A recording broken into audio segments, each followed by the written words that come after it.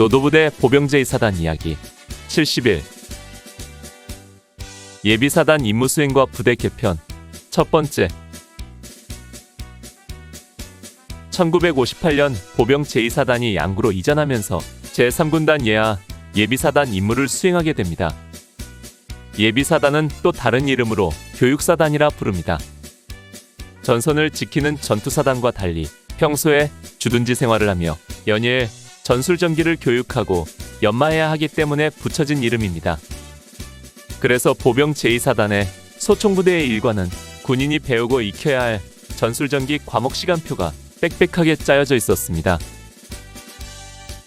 우리들이 배워야 할 과목을 크게 분류하면 기초과목과 전술전기 연마과목, 그리고 체력과 정신전력 연마과목으로 나눌 수 있습니다.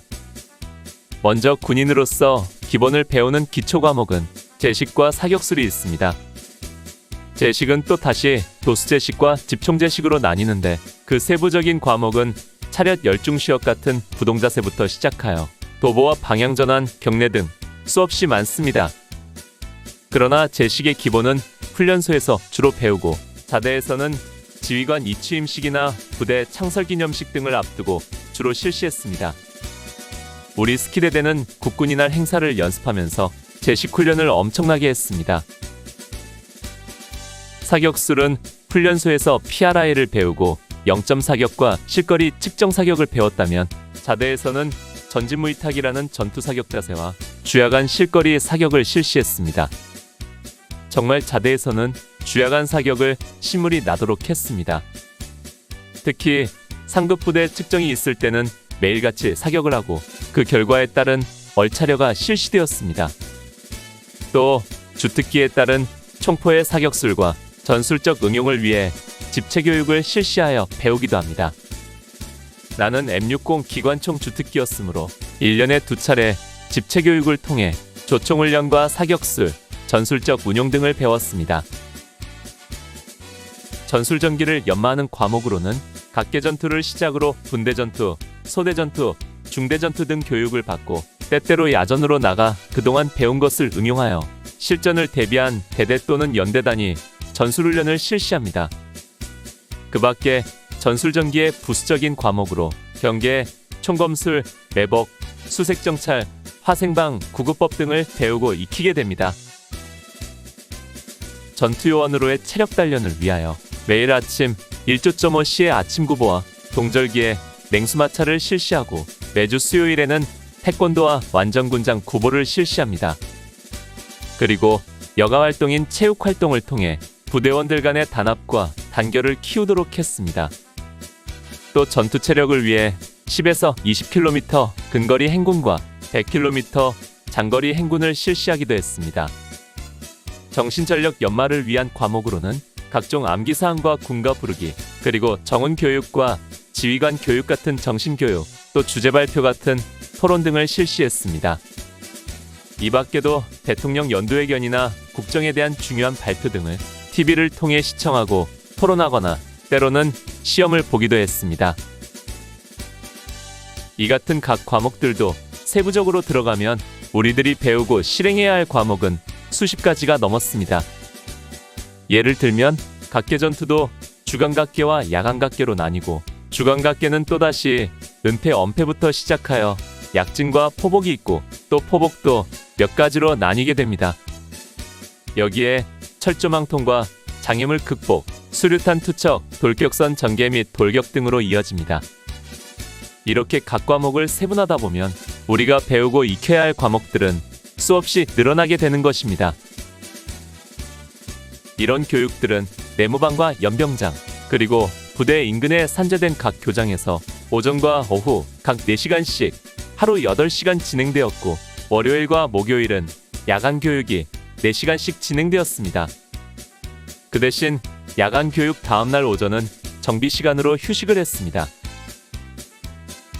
아무튼 교육사단인 노도부대 소총중대의 하루 일과는 위와 같은 교육과 더불어 아침 6시 기상부터 시작하여 1.5와 아침운동, 주변 청소, 식사와 학과 출장, 소총과 장구리 정비, 그리고 이어지는 일석점호 준비와 일석점호, 그리고 취침까지의 모든 일정이 마치 톱니바퀴처럼 짜여 잠시의 쉴 틈 없이 돌아갔습니다. 그러나 무엇보다도 우리들, 특히 졸병들을 힘들게 하는 것은 엄정한 내무 생활이었습니다. 소대 내에서 선임과 후임 간의 엄격한 상하관계 속에 구타와 얼차려가 수시로 실시되었습니다. 또 훈련소보다도 더 FM대로 관물정돈을 해야 했고, 날마다 일석점호 시간에 실시하는 그날의 점오차간 사항은 졸병들 자유시간을 다 빼앗아갔습니다. 매주 토요일마다 내무검열이 실시되어 내무반 바닥을 물청소하고 온 내무반을 먼지 한 점 없이 닦고 정비해야 했습니다. 그러나 그것이 끝이 아닙니다. 이 밖에 부수적인 과업으로는 진지보수공사 도로작업과 제설작업, 막사 도색과 주변정리 등 여러가지 작업 등은 양념처럼 반드시 수행해야 했습니다.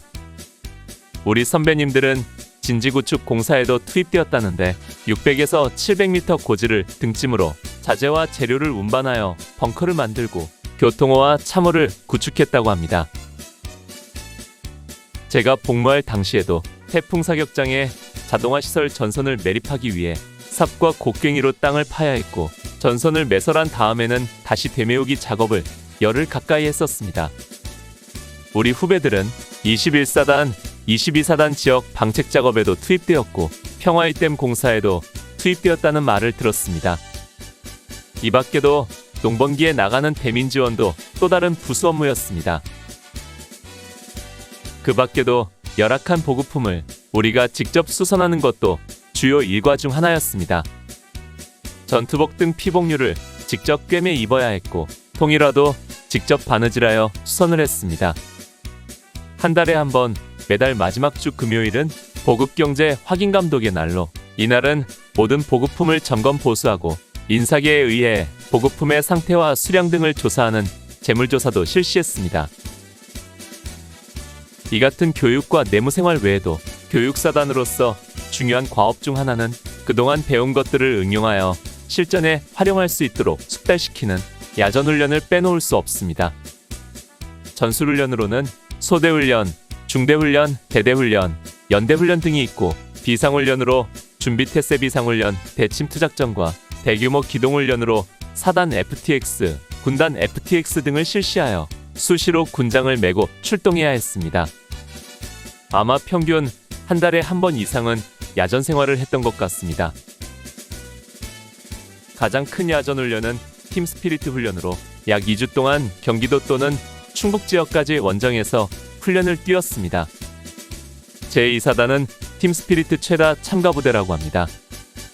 이런 큰 훈련은 그 훈련 자체보다도 그것을 준비하기 위한 훈련이 또한 많았고, 그런 준비 과정이 더 힘들었습니다. 이 밖에도 특수전 훈련으로 육격 훈련과 산악 훈련, 상주 훈련, 동계 훈련 등을 실시했습니다.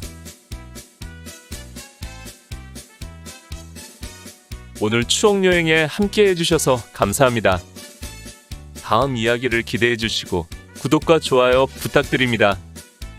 항백